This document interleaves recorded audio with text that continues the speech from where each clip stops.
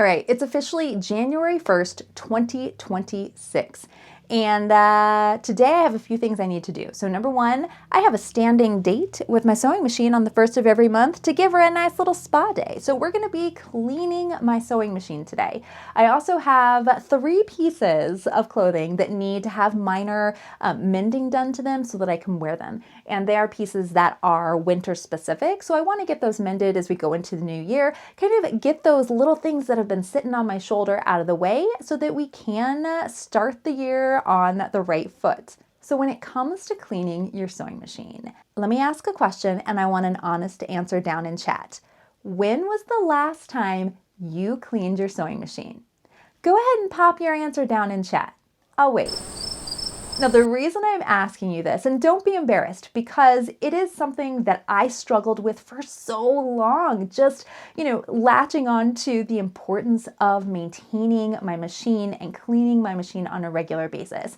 I was forced to put it on my calendar so that I get a monthly notification, because with my neurodivergent brain, I'm not going to remember to clean my machine unless something goes wrong. And a lot of times that's what we're doing. We're being reactive to our machines. The machine starts to eat the bobbin. You start to get a little nest down there, or your stitches start skipping, or your machine starts making noises. And that's when you think, oh, maybe I should clean my machine now. But if you do regular maintenance on your machine, you're going to have better performance. And also, guess what? It is better for the environment. Now, cleaning your machine can be intimidating. I know a lot of students that I talk to are like, I have no idea. I've never cleaned my machine. And that's a really common response that I hear. Don't feel bad if you actually have never cleaned your machine or if you don't even know what that looks like, because it can be intimidating, especially if you've never done it. You may think, oh my gosh, it's going to take me so long, or I don't have the right tools, or I don't know what I'm doing and I might break it. And these are all valid concerns and worries to have. So I'm going to show you today how I clean my machine, just to kind of dispel some of those anxieties that you might be having, some of those trepidations that you're feeling when it comes to doing regular maintenance. You may want to start putting it on your calendar so that you can remember to do it proactively instead of reactively. And honestly, that's going to make your machine last so much longer. Now, there's a lot of chatter out there on how often you should clean your machine. Obviously, you're going to clean your machine if you start getting those performance issues. However, a couple of different schools of thought out there say after 8 hours of use, or after you've gone through a couple of bobbins. I always tell my students, you're going to do what's best for you. So you're going to make your own choices. But keep this in mind. If you are someone who sews pretty regularly, like every single day, or you work with a lot of fabrics that shed a lot. So if you're working with like those faux furs, or any of those materials that have a lot of shedding to them, you're going to want to clean your machine a lot more often than, say, someone who is only sewing like a couple hours a month. So you don't have to clean your sewing machine once a month, but I do recommend it, because guess what? There is no harm in cleaning your machine more than you need to. Honestly, there's no harm that you're going to do. Now, I mentioned a second reason that you should clean your machine, and this one's actually really near and dear to my heart, and that is because it is better for the environment. And you may say, wait, how is cleaning your machine better for the environment? Well, we live in a throwaway culture, especially here in the US. Big businesses are counting on us to get rid of our technology and get rid of our tools when they're not working the way we want them to. Because when we do that, we spend more money and we line their pockets. And that cycle continues. But guess what happens to those items that are no longer wanted or working the way that we think they should? They end up in the landfill. And so to prevent that, you just need to do a little bit of maintenance, and it's going to make a huge difference. And you have the added benefit of not getting so frustrated when you're trying to work on a project and you're running into all of those issues. So let's dive headfirst into 2026, clean our lovely machine and mend a few items and maybe have a drink. This is, by the way, a non-alcoholic michelada. I highly recommend. It is just Clamato, non-alcoholic beer, and a little bit of a spice seasoning I get from Bond's Brewing in Buffalo, Wyoming. It's delicious. So let's talk about the tools. And like I said, they don't have to be fancy. You do need to have a way to get into your machine. So your machines usually come with small screwdrivers, a little key like this. If you inherited your machine or you thrifted it, they may not come with these.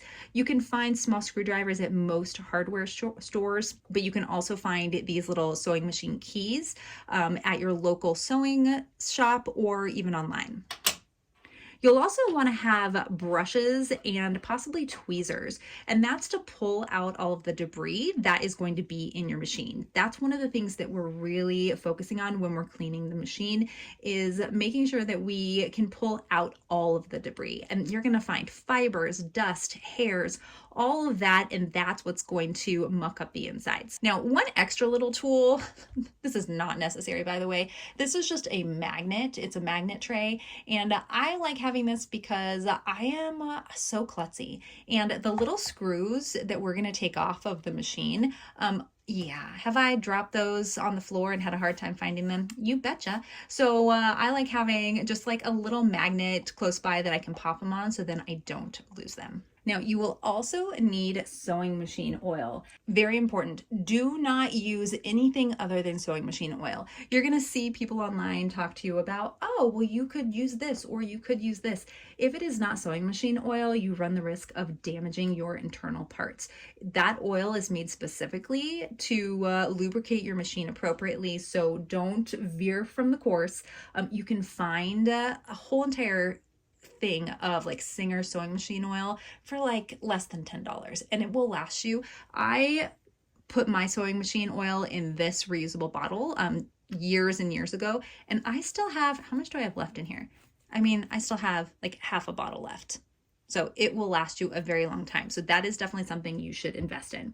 And then the last thing is changing your needle. Again, gauge that as you will. For me, I'm going to use my needle until it stops performing. So when I clean my machine, I do not always swap the needle, but I know a lot of people do.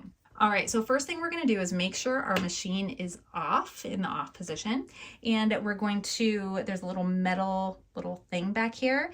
You just push that metal little lever. So there's a metal lever back there. When you click it, you'll see that your presser foot will come right off.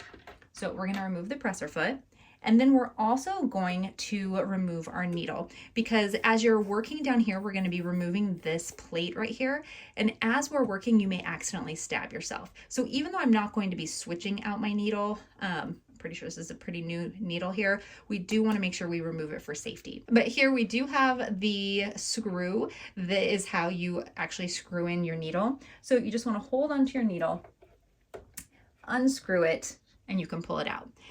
And then again, that magnet tray, great place to put that. And if you have a newer machine, or if you've never replaced the needle, this little screw right here may be really tight. So you may need to have your screwdriver to put this in and then unscrew that. Now you can also remove your shank, which is this little piece right here. And this is where you would just take your screwdriver. In fact, I'll go ahead and do it. I don't normally do it because I don't need to, but it can just give you a little bit more space to work. So this is your shank. We're going to put that to the side. So now that we've done that, we're going to take out our bobbin, put that to the side as well. And then we are going to remove the plate. Now, while I'm unscrewing this, I just have to ask, did anyone watch the Stranger Things finale? I'm going to rewatch it today, but I need to know what your thoughts are. And now we're going to remove our little plate. And it is a little heavy. We're just going to take that out. Here's the plate. And then on the back, you might have a little bit of gunk. Now, I just use a makeup brush, and I will tell you, a makeup brush works so well. So already, there we go. Just cleaning this piece off first. Done. To the side. Now, let's zoom in. So look at how dirty this is. So as I go around and start pulling out, like you'll see, like look at all that. And remember, the point here is we are trying to pull out all of this. We're not trying to push it back in. So as you go around your machine, just make sure that you're removing it, not pushing it in. Also resist the urge to blow into it, because I know you know, that's something that we tend to do. We want to blow the fibers out, but that's just going to blow them closer or further in. Now, this is another tool. This is just something you may have around the house. This is a compostable straw. I think it was reused, and a pipe cleaner folded in half and just over here. And this works wonders. So I just want to get in there. I mean, look at all that. Look at this. Next thing we're going to do is we're going to remove the bobbin casing. Now, sometimes you can just slide it right out, but a lot of times you need to loosen the screw. And I've seen people remove these little guides right here. I'm going to tell you, I don't recommend that, because if you remove the guides, making sure that they go in back in the right way may not happen. So I don't ever remove them. I usually just loosen a couple of those screws. That gives me enough wiggle room to just pull it right out. And again, we're going to clean this. All right, now look in here. Oh my gosh, look how much dust is in here. Look at that. That's why, yes, you want to pull off your bobbin casing. So I can tell you that this is 1 month of use for me, because as I mentioned, I do this every month on the 1st. And if you've never cleaned your machine, you are going to have so much fun and be so satisfied. For this particular machine, we do oil it. Now, not every machine is going to require you to put oil in it. There are some self-oiling machines. If you are not sure, make sure you consult online. You can almost guaranteed find the manual for your machine right online digitally, and you can see how you should actually oil this. With the Singer Heavy Duty, there's a little cotton wick right in the center. And so what they recommend is just 1 to 2 drops right in the center. 1, 2. All right, then we're going to place our bobbin casing right back in. There we go.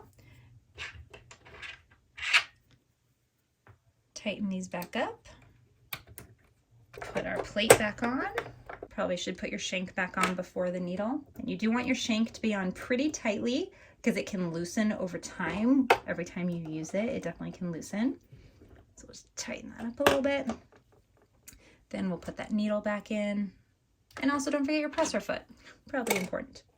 So we're gonna place our presser foot there. And then I always do a few stitches on a scrap piece before I do anything else, just to make sure that it's put back together correctly. Also, any of that oil that's residual, you just wanna make sure that that is off.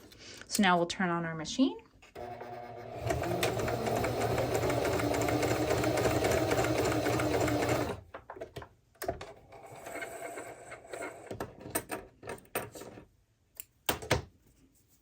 And looks good. All right, so the items that I need to work on today. Number 1, I have a poll going on YouTube asking which project I should make next. And so far, the wrap skirt is winning. So this may be the next sew along video that I do, but I'm also going to make this little dress as well. But I love these vintage patterns so much. So that is in the to-do pile. I have 3 items that I need to mend today, and all of them are going to be hand mends. So just really quick. And this is something, again, if you're thinking about any clothing that you find at the thrift store, or, you know, that gets damaged and you're like, oh, I just want to throw it in the trash. Don't, because you can fix these items so easily. So I actually just got this fuzzy plaid. It's like an oversized kind of, I don't know, like an oversized, it's not flannel, but it's fuzzy, and I really love the colors on it, and I love how it fits. So I want to wear this with some leggings. So I washed it, and it's like, what is this? I think that's a Walmart brand, Terra and Sky. I have no idea. But it, yeah, the quality definitely reflects that. But when I took it out of the dryer, we had a seam that had come undone. And seams are such an easy fix. Now we can do this with the machine. We can do this by hand. In fact, maybe we will do this one with the machine so I can show you if I can find where it is. Okay, so here we go. Here's the little armpit blowout. So when I took it out of the dryer, the hole, okay, so you can see right here, there's just this little bit of a hole, just on the seam. So it's such an easy fix. So what we are gonna do is, yes, let's go ahead and fix this on the machine, because we can do either way and this will be super simple. So all we're going to do is we're going to make sure, okay, that all of the seams are going the right direction. And we're just going to stitch from here to here. So in fact, I'm going to reinforce a little bit further on both sides just because it ripped already. So I just want to make sure that it is reinforced. So let's go to the machine and do a quick fix on this. So first thing we're going to do is change out our thread. So it probably took longer to thread the machine than it is going to be to make this repair. Now it's a little bit thicker, so this is where doing it by hand may be a little bit easier for you depending on your machine, but I'm going to place that there.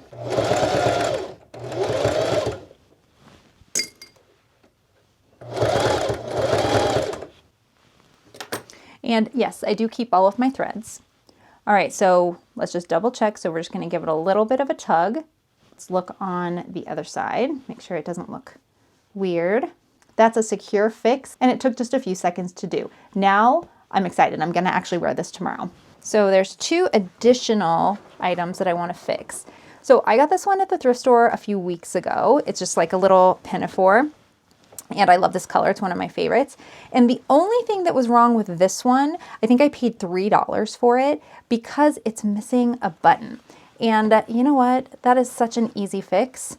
And it's just, again, Forever 21. It's nothing fancy, but you can see here, we're just missing one of these buttons. Now this does not have an extra button on it, so we need to find one. All right, so I hold on to all of my buttons. So I have a bunch of like similar buttons here. So if I had to do like 3 of the same kind, or if I'm working on a project, I have these that are all matching.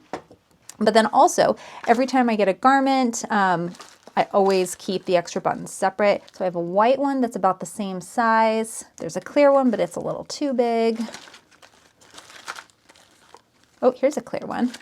It's about the right size, but I'm gonna go with this clear one because I just want it all to match. All right, so we are going to hand stitch. Now you can 100% use a machine to stitch buttons on. I don't like to do that method. Now, for this one in particular, if you did a machine, it's gonna go through both layers, and we don't want this stitching to show on the outside. We just want it to be stitched right here on the inside. Now you're gonna see where this other button was and how the fabric is all torn up. We're gonna stitch that together first, I think, before I put this on. So I'm just going to, and I know it's hard to see because it's color on color. Okay, so I have 2 strands and I'm actually going to tie them together in a knot at the bottom. Move this out of the way. So now we just have our full strand here. Okay, we have enough to work with. And yeah, I might do some reinforcement stitches on this one because these are really snug on here, but these are not. So first thing I'm gonna do, like I mentioned, is I'm actually going to shore up this little hole. We're just gonna do a couple of stitches back and forth just to reinforce it and kind of stitch it together. I'm not doing anything incredibly fancy, just back and forth, just to strengthen the fabric a little bit before I re-add that button. Now, I don't wanna add too much bulk, but I definitely want to make sure that it's kind of, I'm doing a grid. Essentially, I'm doing across and down. All right, so now that has been strengthened, and again, no stitching on the outside. So we're going to take our button. These are flat side, not flat side. These are both pretty flat. And we're going to just pull our button through here. So the way I was taught when sewing on buttons is that you should put a toothpick or something similar between the fabric and the button, and that gives you enough room to actually button the item. If it's flush against the fabric and you try to, put it through the buttonhole, it's gonna have a lot of pressure on it and it might pop off again. So what we're gonna use, just because I have it right here, we're just gonna use another needle because I don't have a toothpick up here. All right, and so then now what we're gonna do is just go around a few times just to make sure that it is secure. So we're just gonna go down. Again, just making sure we're not going through that other side because we do not want to pierce the outside fabric. All right, so now I've gone around a couple of times. And then one last thing as we have our button on here securely is that we're just gonna wrap around 1, 2, 3, 4, 5, 6, 7, 8, 9, 10. And that's creating that little bit of separation between the button and the fabric. All right, And then we're gonna trim the tails off. All right, so that button is on there pretty secure. So now we need to do the next button. Ah, yes, so much better. Okay, again, another quick little fix. Let's check this side, make sure we're okay. Yes. All right, so now I can actually wear this. So I'm probably gonna wear this with a turtleneck and some boots. All right, and the last fix is a little bit different. So I have a little bit of a hole here. Now this is a wool, it's like a merino wool. This is a nice little sweater. I think that it is, I looked it up online and this sweater like goes for $158. Again, another great thrift score. But the problem is, oh, there's another one right there, is that it's starting to get some holes in it. And I actually didn't even notice this one until just now. So what I want to do is I'm just going to clip where the holes are just so I can, there we go. Just remember that that one's there. I should look this all the way over and find where all the holes are. Now, when it comes to mending knits and sweaters, there's a lot of ways you can do it. The most professional way is to actually get, like in this case, a wool thread that matches the color and re-knit it. Guess what? I'm not going to do that because this sweater I think was like $5. I love it, but I'm not going to try re-knitting it because it's so close on there. So what I'm just going to do is I'm just going to do kind of a patch here, and I think that same orange is going to work. Let's see. It will be super important though to color match this.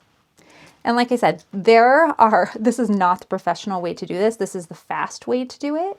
But the way that I know myself is if I don't fix this now, it's going to be summer by the time I decide that I want to fix it. And then I'm never going to wear it. So here's our little hole. Okay, so I'm going to just weave it through a couple of times. Again, this is the fast way. This is not the right way. In fact, if you really wanted to, you could put a patch on here, but I'm just making sure to pick up some of those threads on both sides, going over a little bit further than the hole. And then I'm trying not to tug too tight because I don't want it to pucker. Okay, so I went back and forth, and on this side, it's not even noticeable. It's barely noticeable on this side. I just want to make sure that as we put pressure on this, that it's not going to reopen. So let's just do a few more stitches. And surprisingly, this thread actually matches this very well. And to my knit menders out there, let us know your tips. What tips do you have? If someone wanted to do this the right way and not just the fast way, what kind of resources do you have for us? Okay, then I'm just gonna cut that off. Now, because this is a quick fix, I will probably have to fix this again at some point, but for now, that works. All right, so now we have that other little tiny one that I just noticed. So all in all, that took probably an hour to do all of that, to repair 3 items and to clean my sewing machine and also to put everything away. So I feel like I am in a really good place as I go into the new year, and hopefully this was an inspiration to all of you. And don't forget to vote on which project you want me to make and show you in my next video. Again, I think it's gonna be the skirt, but we'll decide. So anyway, that is it. Happy New Year, everyone. And until next time, see ya.